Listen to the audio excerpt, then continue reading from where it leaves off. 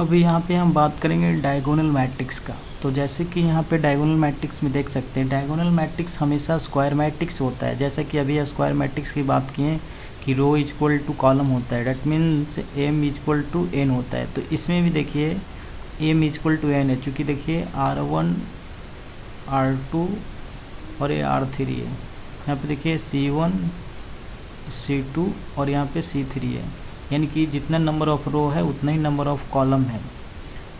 तो m into M लिख सकते हैं, या देखिए इसका ऑर्डर देखा जाए तो 3x3 का मैट्रिक्स है, चूँकि इसमें रो इक्वल टू कॉलम है। देख रहे हैं यहाँ पे रो जितना नंबर ऑफ रो है उतना नंबर ऑफ कॉलम है।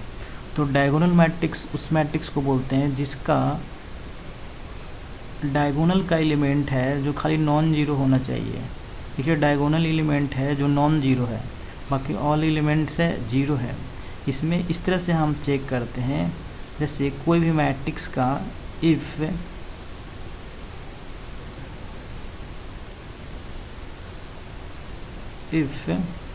आई इक्वल टू नॉट जे, तो उसका एलिमेंट होना चाहिए जो जीरो होना चाहिए।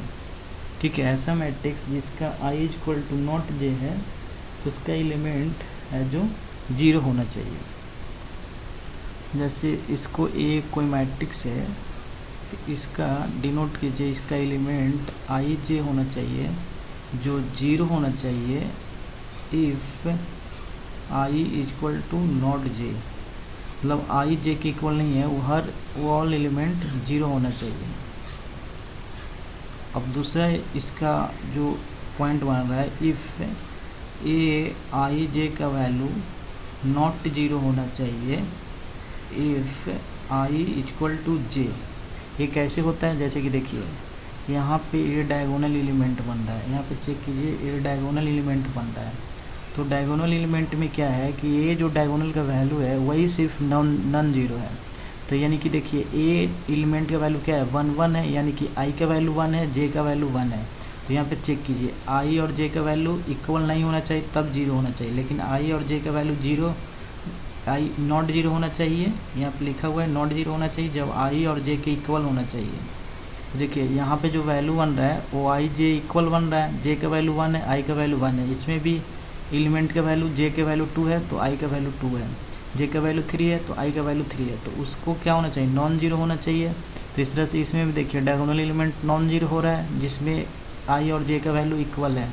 इफ़ एलिमेंट जीरो होना चाहिए, कब होना चाहिए, जबकि आई और जे का वैल्यू इक्वल नहीं होना चाहिए। तो जैसे देखिए इस एलिमेंट को चेक कीजिए, इसमें आई का वैल्यू क्या है, आई का वैल्यू इसमें 1 है, जे का वैल्यू क्या है 2 है। तो दोनों इक्वल हो रहा है, नहीं हो रहा है, तो वो एलिमेंट क्या है, जीरो है। जैसे कि देखिए इसमें जीरो है, तो सिर्फ डायगोनल एलिमेंट ही होना चाहिए, इसलिए इसको हम सिंपली लिख देते हैं। जहाँ पे आई इक्वल टू नॉट जे है उसका एलिमेंट का वैल्यू क्या होना चाहिए, जीरो होना चाहिए, और आई इक्वल टू जे है वहाँ पे एलिमेंट का वैल्यू नॉन जीरो होना चाहिए। ठीक है, तो इस तरह से इसको हम डिनोट करते हैं डायगोनल एलिमेंट को। सिंपली आपको डायगोनल में एलिमेंट जीरो नहीं होना चाहिए, बाकी ऑल एलिमेंट जीरो होना चाहिए, तो उसको हम बोलते हैं डायगोनल मैट्रिक्स।